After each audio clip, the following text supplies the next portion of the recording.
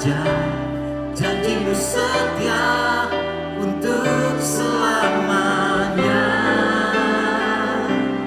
Yesus, Kau besar, kasih-Mu nyata, Kau ditinggikan untuk selamanya.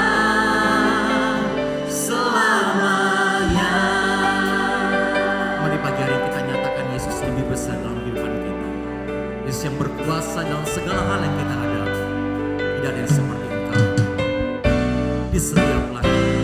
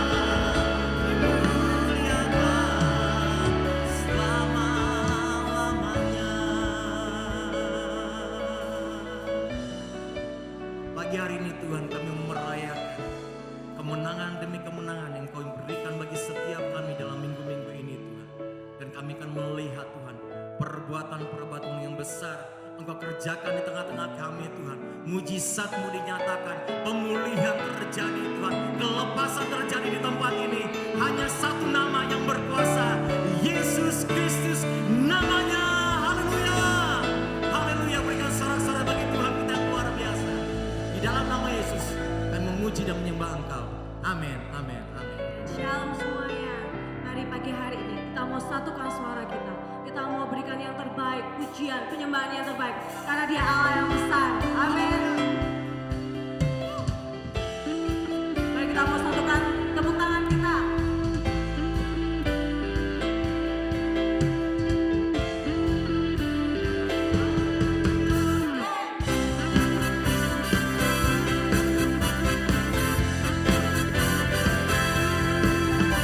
Mari kita mau angkat pujian kita pagi hari ini.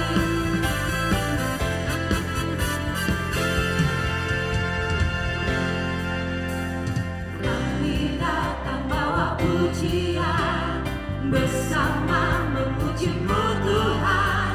Satukan suara dan nyanyikan sorak kemenangan.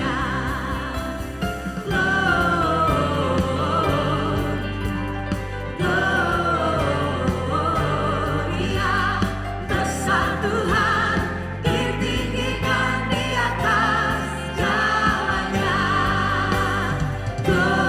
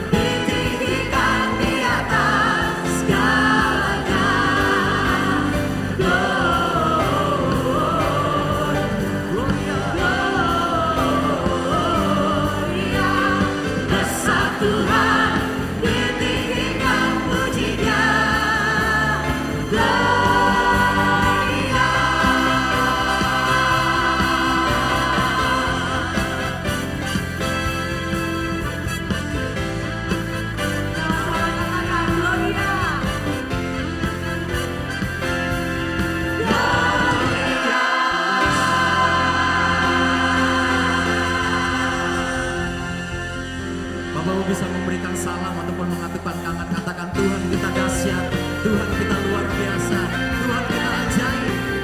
Haleluya.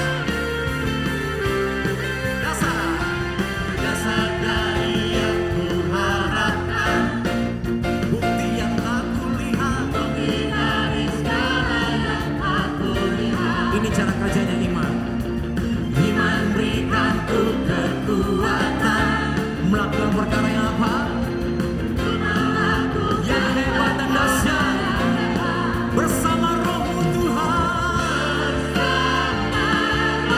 Oh, pasti menang. Hanya nama Tuhan ditinggikan. Tinggi namamu dipuji, hormat kemuliaan. Kami mau bersorak bagimu Tuhan. Dengan segenap hati, Raja keagungan. Di atas kepala kita bersama-sama.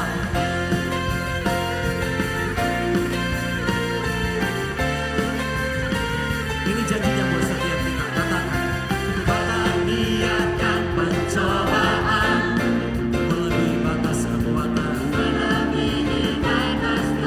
Segala kemuliaan-Nya bagimu Tuhan. Yang berikan ku kemuliaan dengan satu tujuan, serupa dengan gambaran-Mu. Bukan dengan kekuatan kami dan keberkatan bersama. Pasti menang. Segala kemuliaan bagi Tuhan. Tinggi namamu dipuji, hormat kemuliaan. Bersorak-sorak dengan segenap hati, Raja keagungan. ABC di atas kepala bersama-sama. Haleluya.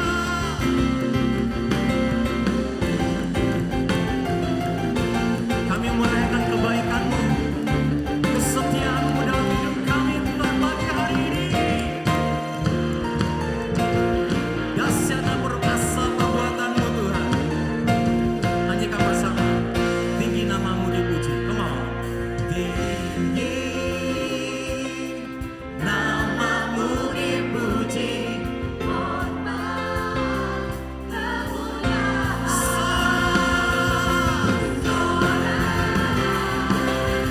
Dengan segenap hati, Raja lebih tinggi.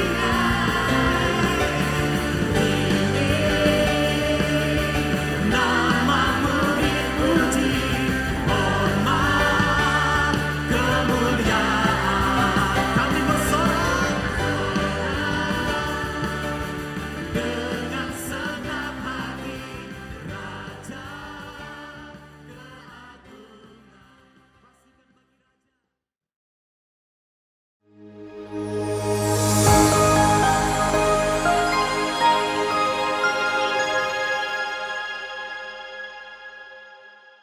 Shalom, selamat pagi Bapak Ibu, selamat hari Minggu, selamat beribadah. Haleluya, saya percaya Roh Kudus ada di tengah-tengah kita saat ini, amin. Saya berdoa, kami berdoa bahwa setiap kita pada pagi hari ini mengalami jamahan Tuhan, mengalami kuasa Roh Kudus di tengah-tengah kita. Bapak Ibu Saudara, saya ingin membacakan di dalam Mazmur 26 ayat yang kedua dan ketiga, sebuah doa yang dinaikkan oleh pemazmur Daud yang cukup berani kalau saya bilang. Dia mengatakan demikian, ujilah aku ya Tuhan dan cobalah aku, selidikilah batinku dan hatiku, sebab mataku tertuju pada kasih setiamu dan aku hidup dalam kebenaran-Mu. Ketika saya membaca dan merenungkan ini, apa yang membuat pemazmur Daud itu begitu berani untuk menaikkan sebuah doa? Kalau kita mendapatkan sebuah ujian atau kita memilih untuk tidak mengambil sebuah ujian karena itu menyulitkan atau memberatkan atau akan membuat kita gagal di dalamnya. Tetapi pemazmur ini mengatakan, ujilah aku ya Tuhan. Kenapa dia seperti itu Bapak Ibu? Dia percaya akan kasih setia Tuhan. Kalau setiap kita ada di dalam kasih setia Tuhan, kasihnya itu tidak digoyahkan, tidak dipengaruhi oleh apapun. Maka pada saat kita berkata, ujilah aku Tuhan, itu artinya Tuhan mau membawa kehidupan kita menjadi lebih naik lagi. Amin Bapak Saudara. Tuhan ingin kita mengalami kasih setianya lebih lagi, dan kita berkata, ujilah aku Tuhan, cobalah aku Tuhan, selidiki. Kita perlu berdoa pada pagi hari ini untuk meminta Roh Kudus, selidikilah hatiku dan batinku. Karena kita mudah sekali dicemari oleh apapun yang ada di dunia ini.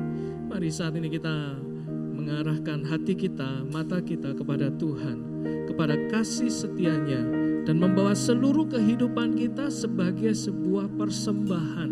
Satu persembahan yang hidup, a living sacrifice.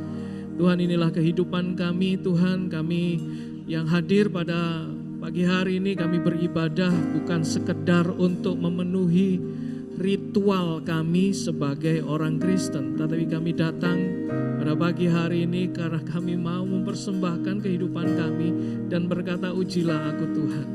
Aku tidak takut karena aku ada di tangan pemberi hidup yang kasih setianya tidak pernah habis. Terima kasih Tuhan.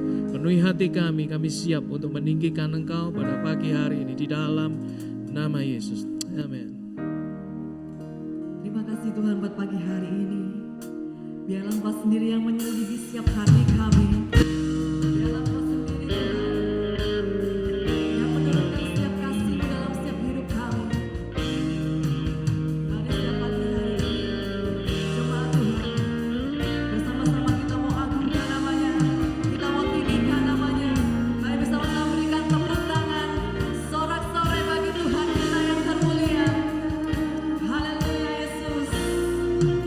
Boleh bersama-sama kita mau katakan bagi Tuhan, ujilah aku Tuhan, cobalah aku Tuhan, selidiki hatiku dan hatiku, mataku tertuju padamu.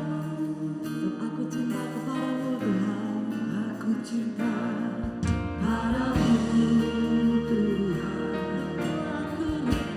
Aku rindu hadiratmu Tuhan.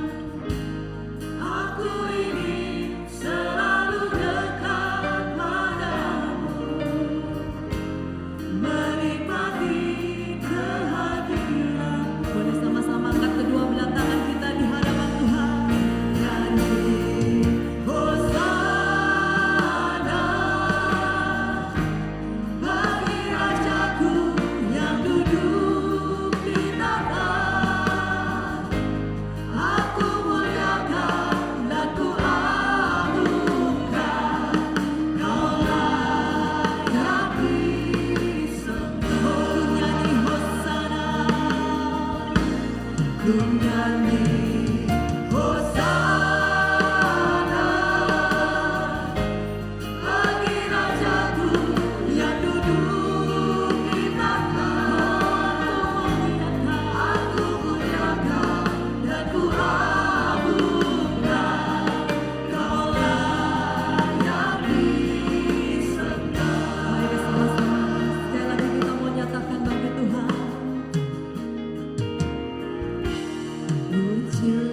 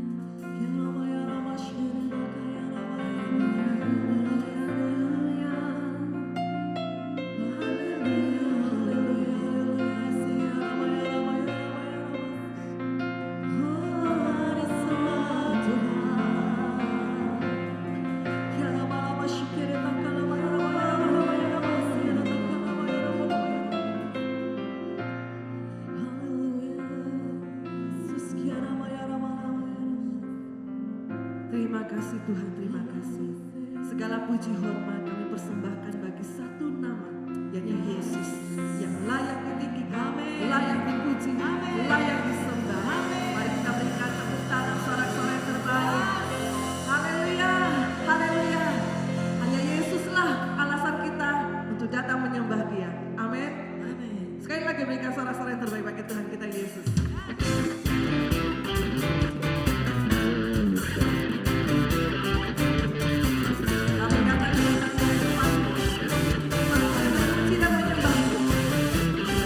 Sama-sama.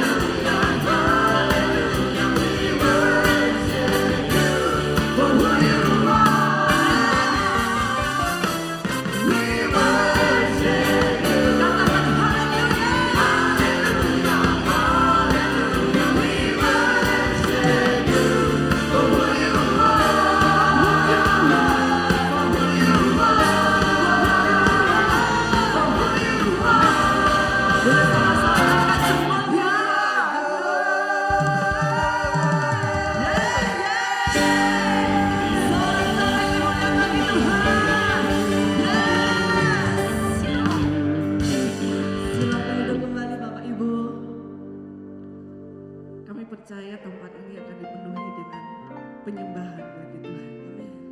Dari generasi ke generasi, dari setiap suku dan bangsa akan berkumpul menyembah Tuhan, meninggikan nama Tuhan, dan mempersembahkan hidupnya untuk kemuliaan nama Tuhan. Terima kasih Tuhan. Terima kasih Yesus. Karena Engkau layak menerima segala yang terbaik dari hidup kami.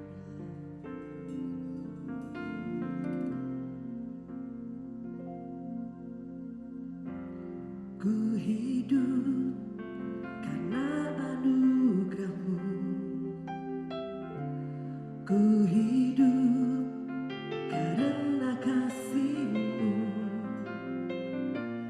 Kaulah sumber kehidupanku. Terima kasih Yesus. Ku hidup untuk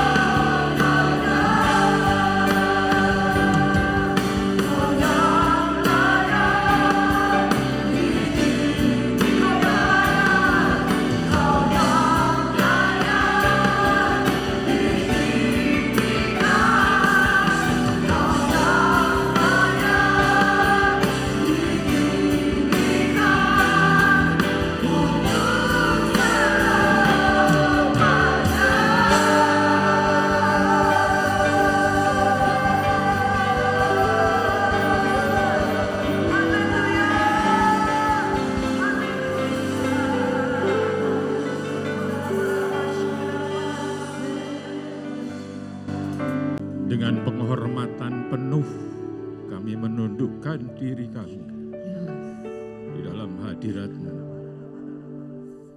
Kami membuka jiwa kami supaya Roh-Mu bekerja dengan bebas dalam hidup kami. Kepada kita akan dilayani firman Tuhan. Biarkan firman ini menjadi pelajaran, menjadi teguran, memperbaiki kelakuan kita, dan mendidik kita di dalam kebenaran. Jiwaku terbuka untuk-Mu Tuhan. Selidiki, nyatakan segala perkara. Singkapkan semua yang terselubung, supaya ku layani hadapan-Mu, Tuhan. Terima kasih ya Tuhan. Teruslah bekerja dalam hidup kami, dalam jiwa kami, dalam roh kami, dalam tubuh kami, supaya kami layak. Kami akan menikmati terus hadirat-Mu selama penyampaian firman Tuhan. Dan biarkan kehendak-Mu yang jadi. Dan kami berdoa di dalam nama Tuhan Yesus Kristus. Amin. Amin. Silakan saudara duduk. Saudara sekalian, saya ingin sudah menyiapkan satu penyampaian firman Tuhan yang saya beri judul ibadah yang sejati. Kalau kita tahu apa kebenaran firman Tuhan tentang ibadah ini, kita akan mengalami hidup yang disederhanakan seperti tema bulan ini, yaitu Simplify Your Life. Ibadah yang sejati. Kalau saya berdiri di depan saudara sekalian, saya pasti tahu bahwa ibadah itu penting bagi saudara. Kalau tidak, mungkin saudara masih mengayuh sepeda saudara, memukul stick golf saudara di luar sana. Pasti kalau saudara di sini, saya bisa pastikan bagi saudara ibadah itu penting. Apalagi yang sejati. Kalau saudara mau membuka kitab suci saudara atau HP suci saudara, karena saudara perlu menyucikan HP saudara loh ya. Ya, jangan dibaptis lagi, jangan. Tapi perlu disucikan isinya, karena sekarang firman Tuhan bisa didapatkan secara gratis online lagi. Ya, oke. Roma 12 ayat yang pertama, saya akan mengajak saudara melihat kata demi kata, tetapi kata yang pertama yang muncul adalah ibadah yang sejati. Setiap agama dan kepercayaan punya ibadahnya masing-masing. Saya, Bapak Ibu sekalian, termasuk orang yang suka mempelajari ibadah. Jadi, yaitu urutan liturgi, kenapa harus begini, kenapa harus begitu. Kalau menurut saudara doa itu yang baik itu tutup mata atau buka mata? Tutup mata, buka mata. Di Alkitab ada enggak doa tutup mata? Yesus berdoa menengadah ke langit dan mengangkat tangannya seperti begini. Tapi nanti terus ada pertanyaan, setinggi apa? Setinggi perut, setinggi dada, setinggi kepala, atau setinggi apa?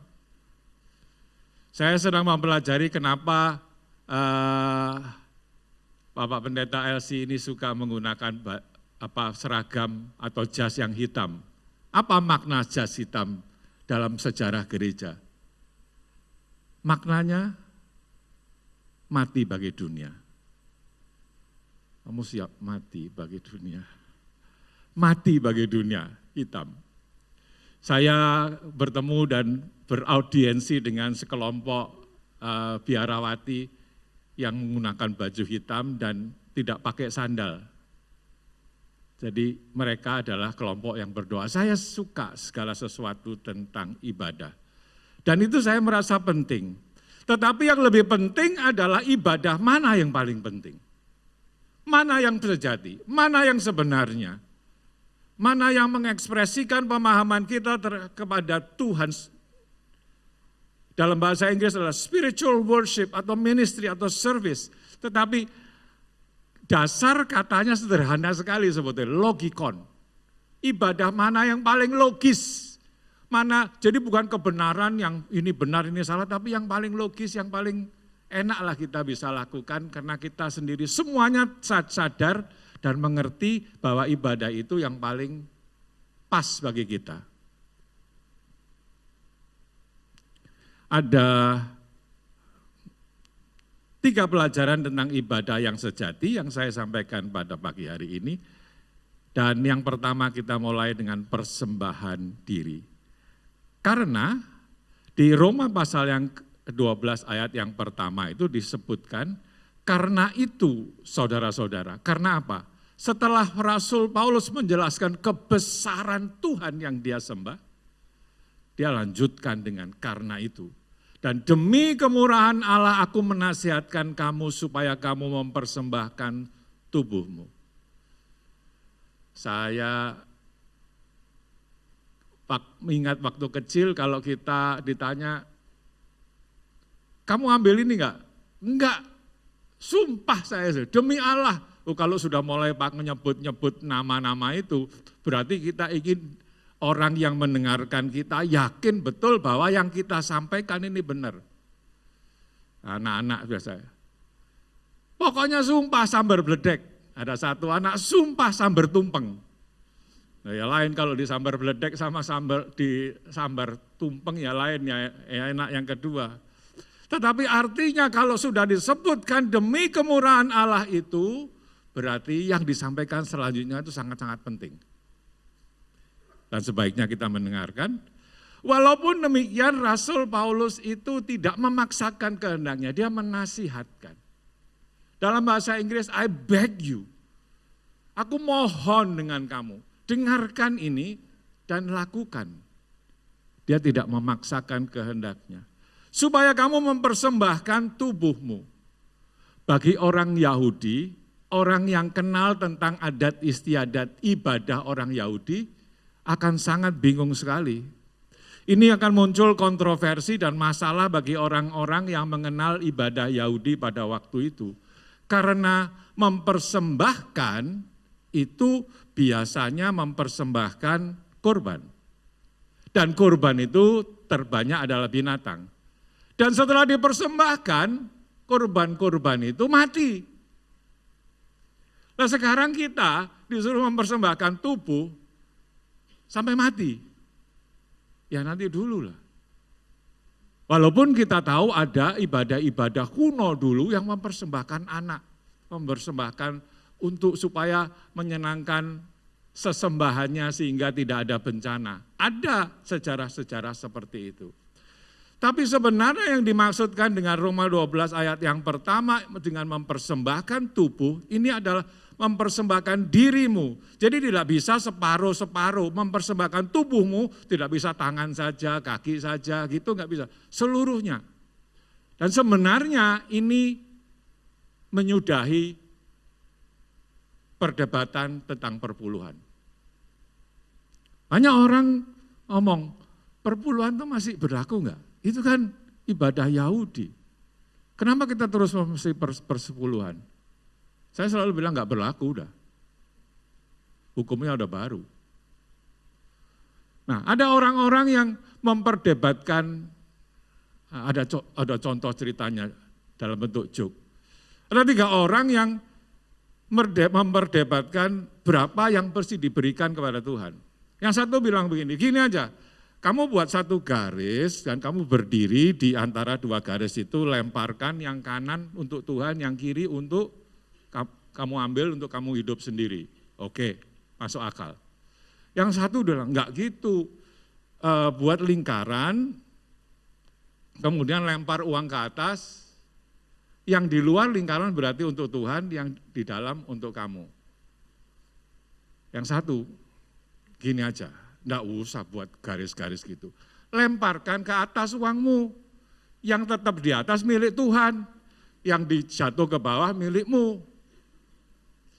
Enggak ada habisnya. Tetapi itu habis dengan ayat ini adalah mempersembahkan dirimu, bukan sekedar bagian-bagian tubuhmu, tapi bukan hanya 1/10 atau 50%, tapi semuanya. Ini kita jadi punya masalah dengan ayat ini. Sudah mempersembahkan supaya tapi tetap hidup, sekarang diminta mempersembahkan semuanya. Lah aku dapat apa Tuhan? Ini yang membuat saya malas jadi Kristen dari dulu. Saya merasa saya punya semuanya. Mau diminta semuanya lagi. Apa artinya? Mempersembahkan tubuhmu sebagai persembahan yang hidup. Nah, ini mulai ada pencerahan, tapi masih membingungkan. Tadi mempersembahkan itu mati kan dia? Seperti binatang yang dipersembahkan. Tapi ini mempersembahkan tapi tetap hidup. Artinya saudara sekalian, apa yang kamu lakukan dengan tubuhmu, yaitu segala sesuatu, ketika kita makan, ketika kita minum, ketika kita berbicara, apapun yang kita lakukan dengan tubuh yang fana ini, lakukan itu semua sebagai pelayanan kepada Tuhan. Misalnya apa yang kamu lihat, apa yang kamu pikirkan di otakmu. Mari kita lihat, apakah itu kita lakukan dan kita pikirkan untuk kemuliaan Tuhan. Apakah mata kita melihat hal-hal yang memang pantas untuk dilihat dan bukan sebaliknya. Apakah yang kita dengar, kita selalu mendengarkan hal-hal yang memuliakan Tuhan. Apakah kata-kata yang keluar dari mulutmu, mulut ini penting sebetulnya, ayat firman Tuhan banyak sekali tentang mulut. Saya teringat oleh seorang teman yang mengajarkan satu pepatah Chinese. Dia bilang apa? O jonggo ju, ping jonggo ru. Ya, saya harus melihat istri saya karena dia yang lebih paham soal itu. Jadi bencana itu keluar dari mulut kita. Jadi hati-hati dengan apa yang keluar dari mulutmu. Penyakit itu masuk melalui mulut kita. Bahkan ada teman yang mengingatkan saya dulu, katakan, don't dig your grave with your fork and spoon. Artinya jangan gali kuburmu dengan sendok dan garpu. Saudara kalau tidak ngerti, saudara diskusikan dulu dengan sebelahmu. Tapi ada beberapa yang ngerti karena saya melihat gini, kulo rungokno gitu. Itu berarti sudah yang nyenggol gitu sudah ngerti. Jadi apakah saudara menggunakan tangan saudara untuk mengekspresikan kelembutan dari kasih Tuhan kepada anak-anak saudara, kepada istri saudara, kepada berikan pelukan kepada yang hangat pada suamimu, karena apapun yang saudara lakukan dengan tubuh saudara, saudara melakukan untuk kebaikan dan untuk kemuliaan Allah.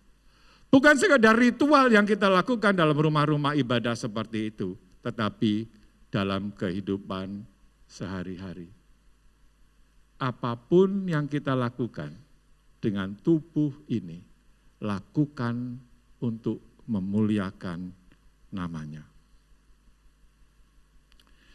Artinya jadi persembahan yang hidup itu justru berarti mematikan kehendak kita sendiri supaya Kristus dan kehendaknya hidup di dalam diri kita. Beberapa puluh tahun yang lalu, ada seorang hamba Tuhan yang diundang ke gereja ini. Namanya Brother Andrew.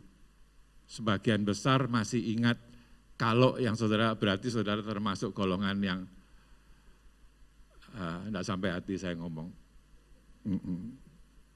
Karena saya pun jadi termasuk golongan yang seperti itu.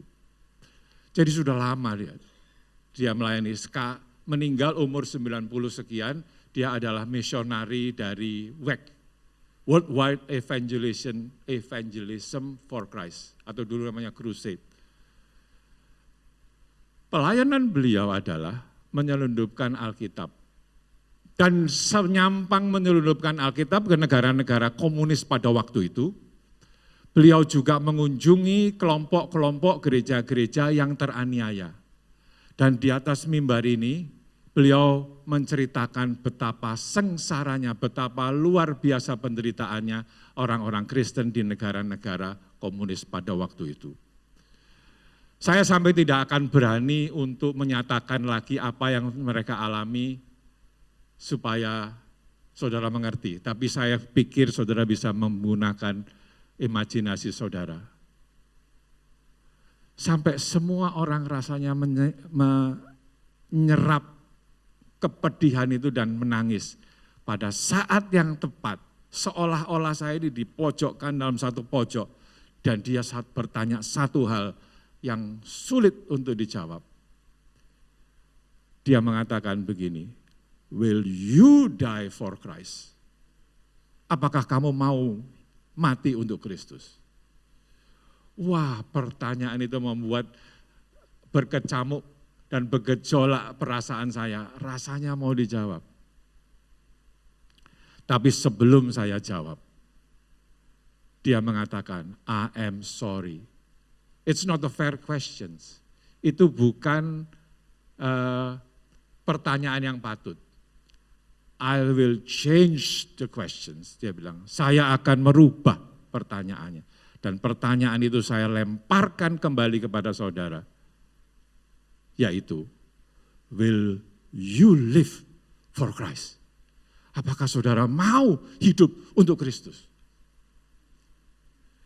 Kalau saudara menjawab ya, artinya saudara bersedia justru mematikan kehendak saudara sendiri supaya Kristus dan kehendaknya bisa hidup dengan bebas melalui saudara, melalui tubuh saudara, melalui apapun yang Tuhan izinkan saudara perbuat dengan tubuh ini, dengan bebas. Dan kita menjadi alatnya. Yang kedua, menjadi pengelola bukan pemilik. Beberapa puluh tahun yang lalu juga gereja ini punya pengajaran stewardship. Dan itu artinya jadi pengelola bukan pemilik. Bagaimana kita bisa mempersembahkan diri kita? Pertama kita menyadari kita bukan pemilik tubuh kita atau diri kita. Mari kita jelaskan. Bahkan di Taman Eden pun Adam dan Hawa dikaruniai Tuhan tempat dan kondisi atau lingkungan hidup yang luar biasa bagusnya. Mereka ditempatkan di situ dan dikatakan mereka, Kejadian 2 ayat 25, dengan Tuhan Allah mengambil manusia itu dan menempatkan dalam Taman Eden untuk apa? Mengusahakan dan memelihara taman itu. Jadi apapun yang Tuhan berikan pada kita, apapun yang menjadi kita diizinkan untuk menikmatinya sekarang, itu bukan milik kita sendiri, tapi milik Tuhan. Dan Tuhan menginginkan atau memerintahkan kita untuk mengusahakan dan memelihara. Bukan hanya memelihara, tapi mengusahakan jadi lebih besar, jadi lebih baik, jadi lebih indah, apapun itu. Kalau itu tubuh, ya kita memelihara tubuh kita. Supaya mungkin lebih besar, boleh saja latihan beban supaya badannya basah. Tetapi kalau itu untuk popularitas kita, kalau itu untuk kesenangan diri pribadi, itu bukan mempersembahkan tubuh. Dan itu bukan persembahan yang sejati. Tapi kalau kita lakukan semuanya untuk Tuhan, karena kita sadar bahwa Dia adalah pemiliknya, maka kita melakukan firman Tuhan ini, yaitu mempersembahkan tubuh kita sebagai persembahan yang hidup, yang kudus, dan akhirnya berkenan. Dan ketika dia makan buah itu, makan buah yang terlarang, seolah-olah dia menjadi Tuhan. Kenapa? Karena bukan miliknya, sudah dilarang. Lah, siapa yang melarang kita menikmati milik kita sendiri? Enggak ada kan? Jadi dia memberontak seolah-olah dia menjadi Tuhan dengan cara memakan sesuatu yang bukan miliknya. 1 Korintus 6 ayat 19 dan 20. Atau tidak tahukah kamu bahwa tubuhmu adalah bait Roh Kudus yang diam di dalam kamu, dan Roh Kudus yang kamu peroleh dari Allah, dan bahwa kamu bukan milik kamu sendiri, sebab kamu telah dibeli dan harganya telah lunas dibayar. Kita perlu menyadari keistimewaan dari tubuh kita. Saya mau cerita satu hal. Air Force One. Anybody knows Air Force One? Siapa yang tahu Air Force One artinya apa? Yang nggak tahu juga untuk exercise, sudah angkat tangan saya juga nggak apa-apa, sudah nggak tanya. Air Force One. Saya pernah melihat satu film dokumenter. Air Force One itu adalah pesawat terbang kepresidenan Amerika. Dan seperti di pesawat terbang yang lain, ada tangga seperti ini. Ketika Presiden Amerika masuk ke Air Force One, dia melewati tangga, pilotnya sikap sempurna dan memberi hormat. Setelah Presiden masuk, pilotnya itu masuk ke dalam kokpit, dia cetel beberapa tombol, dan dia mengumumkan demikian. This is very important. Dia mengumumkan demikian. The President of United States of America is on board. And now we are Air Force One. And now we are Air Force One. Semua orang tahu bahwa pesawat terbang itu memang Air Force One. Tetapi tidak ada artinya Air Force One itu tanpa presiden di dalamnya. Dan ketika itu bilang, now we are Air Force One. Saudara sekalian, di dalam hidup kita bukan hanya presiden, tapi roh dari Allah yang Maha Kudus, Allah dari segala ilah yang lain. That is so special. Dan kalau kita memahami hal ini, bahwa tubuh kita bukan milik kita, tapi tubuh kita adalah milik Allah dan dipersembahkan secara hidup-hidup kepada Allah. Karena setiap segi kehidupan kita, kita akan bangun untuk kemuliaannya.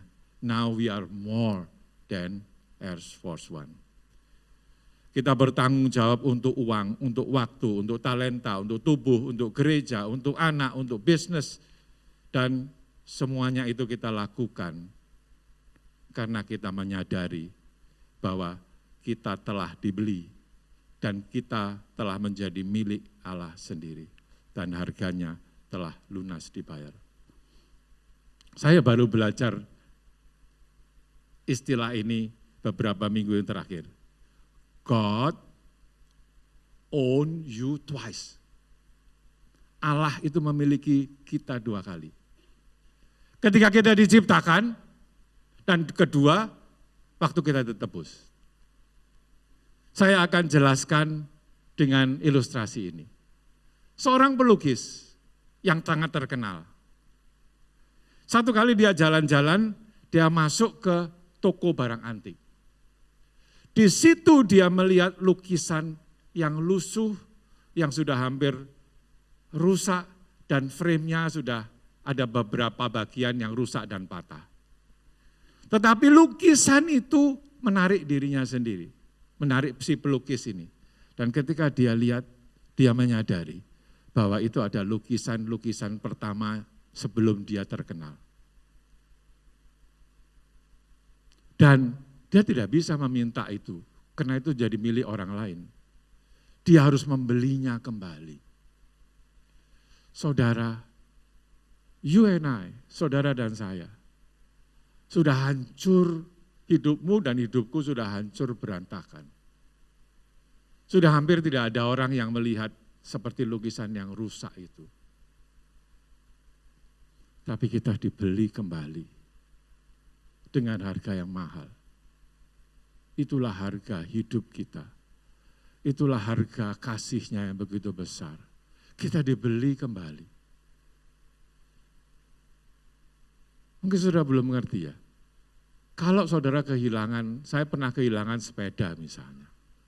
Dan sepeda itu sudah berkarat dan segala macam diambil orang. Saya bilang, ya sudahlah, kasih aja orang itu. Tetapi kalau sepeda itu sangat berharga bagi saya, walaupun modelnya enggak karu-karuan, modelnya lusuh, tapi itu berharga karena itu pemberian seseorang yang sangat penting dalam hidup saya, berapapun saya akan keluarkan untuk membeli kembali sepeda lusuh itu.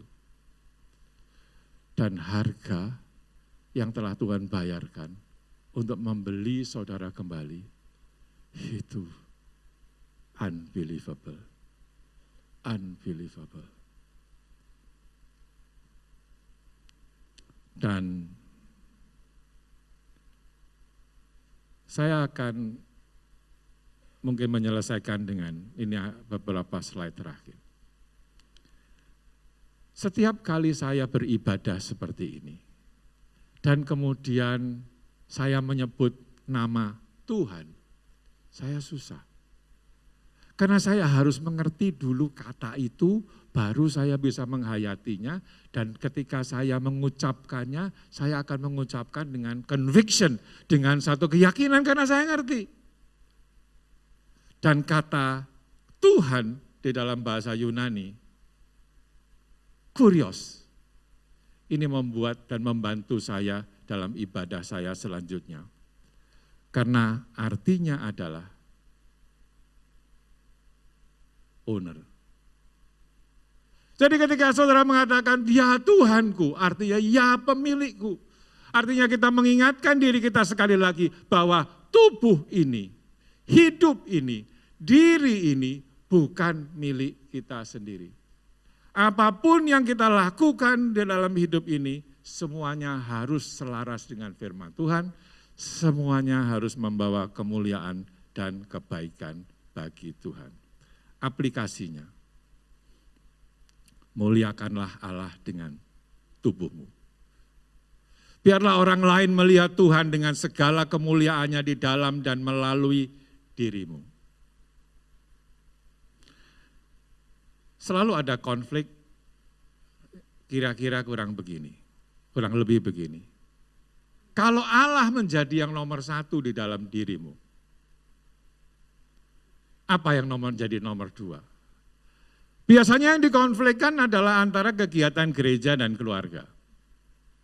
Dan itu konflik itu sudah biasa. Kalau saudara belum pernah mengalami konflik ini, ya saudara luar biasa aja deh. Karena konflik ini biasa. Nanti kalau sudah keluarga dengan pekerjaan dengan kegiatan kita di masyarakat, yang terakhir biasanya yang harus disisipkan sebetulnya adalah hobi. Mana lebih dulu hobi atau keluarga, hobi atau pekerjaan, atau hobi yang mendatangkan uang sehingga tidak usah bekerja. Itu konflik terus saja. Ada yang mengatakan Allah selalu nomor satu, lalu apa yang jadi nomor dua? Saya tiba-tiba diingatkan bersama dengan Pak Daniel itu dulu belongs to menjadi bagian dari satu persekutuan yang dibina oleh para misionari pada waktu itu. Salah satu misionari ada namanya Dorothy Marx. Pak Daniel masih ingat. Misionari ini adalah turunan Jerman. Orangnya kecil, Dorothy Marx ini. Tapi modelnya kaku dan disiplin. Satu kali kami bertanya dalam satu persekutuan kecil, mungkin 15-20 orang bertanya, Bu, persekutuan kita ini kan hari Jumat malam. Padahal Sabtu waktu itu, Sabtu kami masih kuliah, Sabtu itu ada ujian. Mana yang harus diutamakan, datang ke persekutuan atau mempersiapkan ujian? Bu Dorothy Max gampang jawabannya. Dia bilang, KTP-mu mana? Oh, belajar.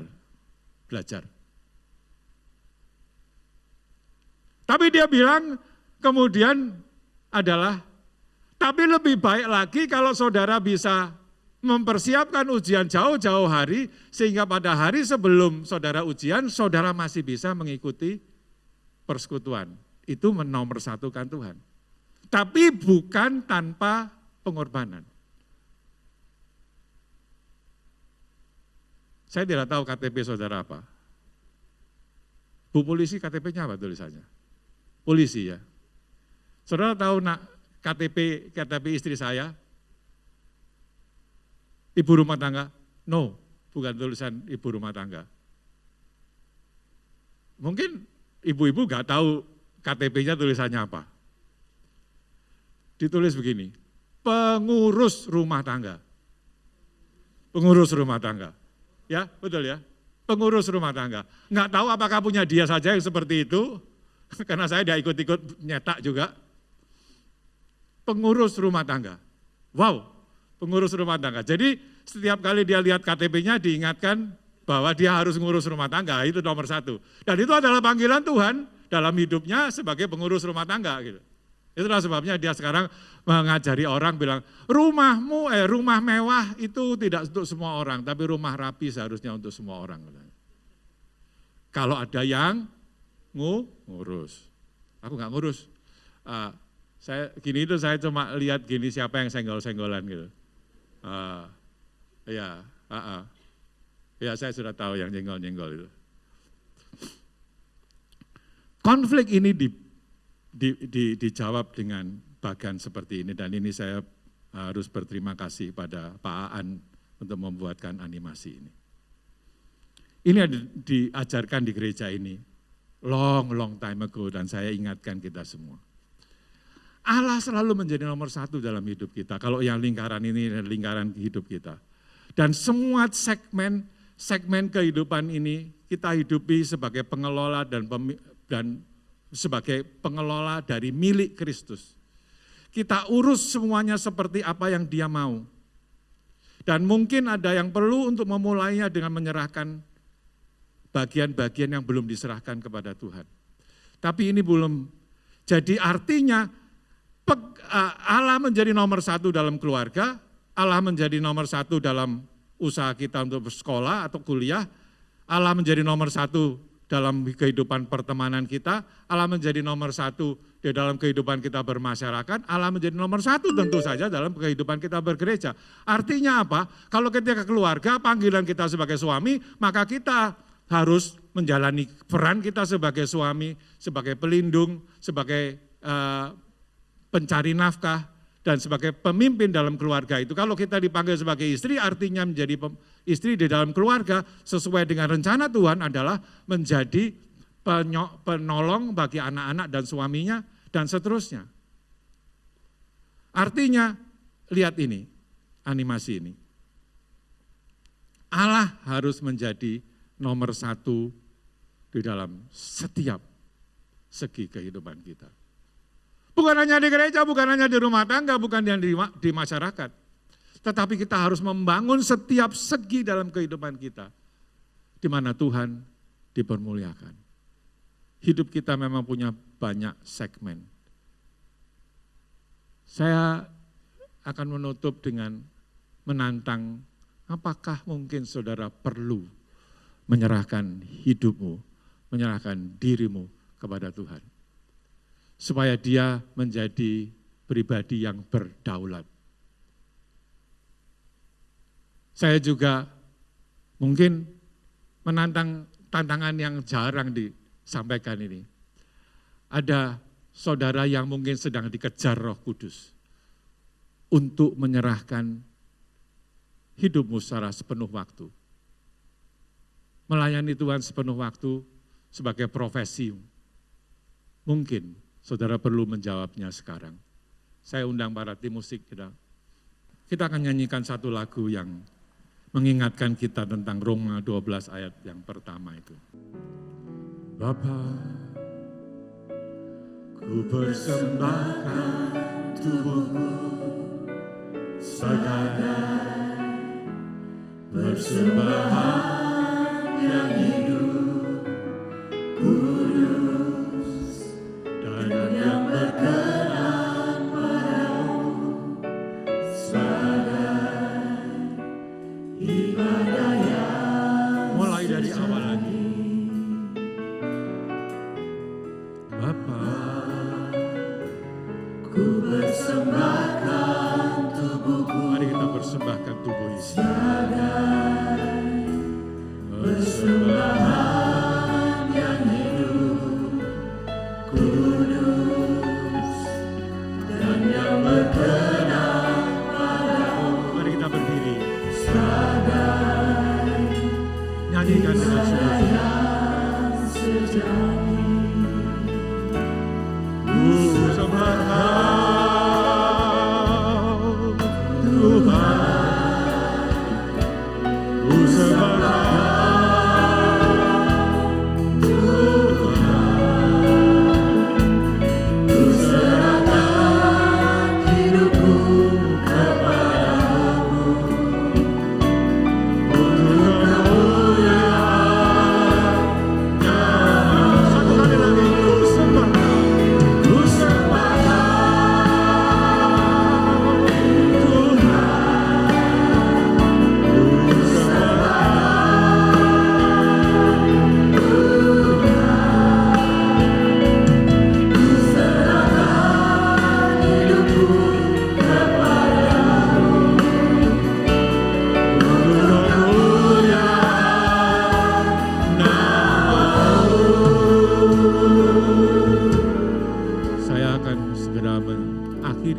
penyampaian khotbah ini dengan satu doa.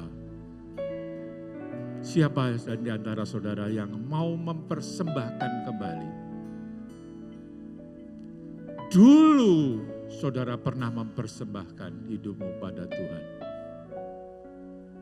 Tapi hidupmu sudah jauh dari Tuhan dan saudara ingin kembali. Angkat tanganmu. Ya Tuhan, berapa besar, berapa banyak tangan yang diangkat untuk kembali kepadamu. Kami percaya Engkau akan menerima mereka kembali dengan tangan yang terbuka.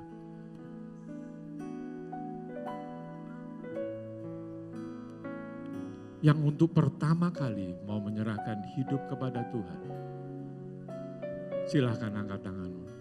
Yang pertama kali saudara merasa hidupmu kacau balau tidak karuan karena saudara belum pernah menyerahkan hidupmu kepada Tuhan, angkat tangan. Terima kasih. Bapa, lihat mereka. Terima mereka sebagai anak-anak. Saudara perlu dimuridkan dalam gereja seperti gereja ini.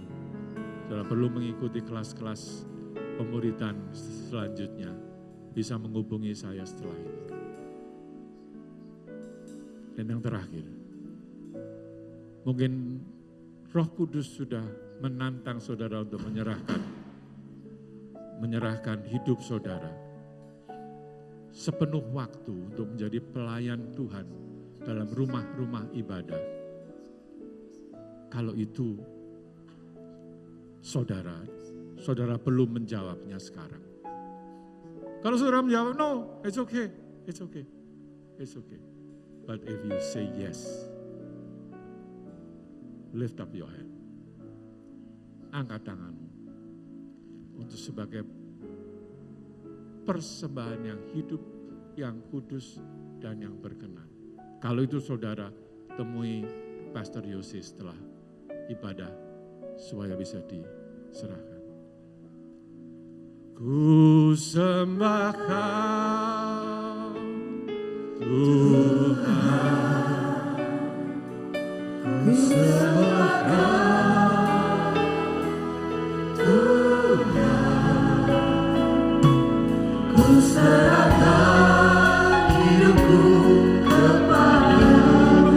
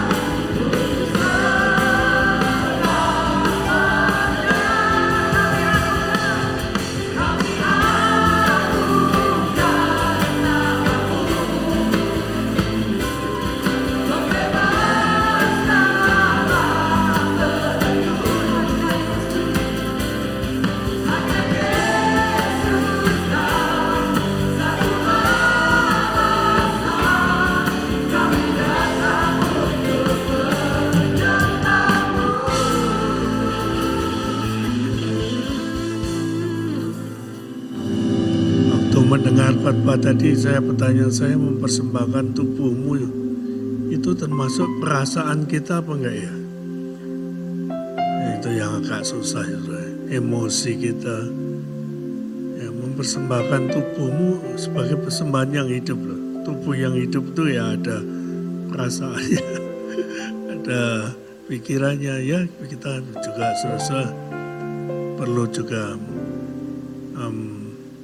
sebetulnya saudara kemauan untuk mau beribadah itu, kemauan itu kayak kuda. Kuda itu tidak bisa pergi menurut kemauannya sendiri. Dia pergi hanya nurut penunggangnya. Tergantung siapa yang nunggangin kemauan kita. Apakah Tuhan? Apakah saudara sendiri? Saudara, jadikan Tuhan penunggang yang mengendalikan kemauan saudara. Mari kita berdoa saudara. Tuhan, kami mau hidupku sungguh beribadah kepadamu Tuhan. Sebagai persembahan yang hidup, yang kudus dan yang berkenan kepadamu. Jagai pikiran kami Tuhan. Jagailah kehendak kami, kemauan kami. Supaya kami Tuhan menuruti apa yang Kau kehendaki. Biar hati kami tertuju kepadamu Tuhan. Sehingga kami mempunyai kehidupan yang layak, yang berkenan kepadamu. Tuhan berkati setiap firman yang sudah kami dengar.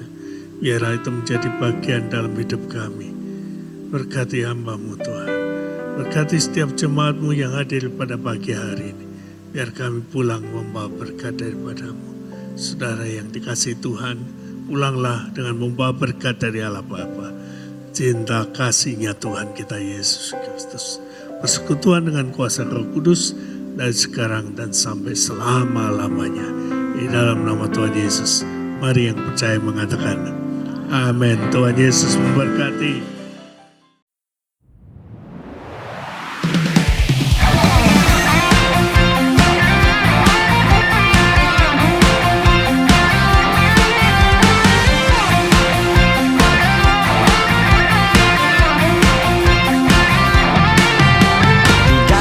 Seluruh hidupku Tuhan Kau nyata.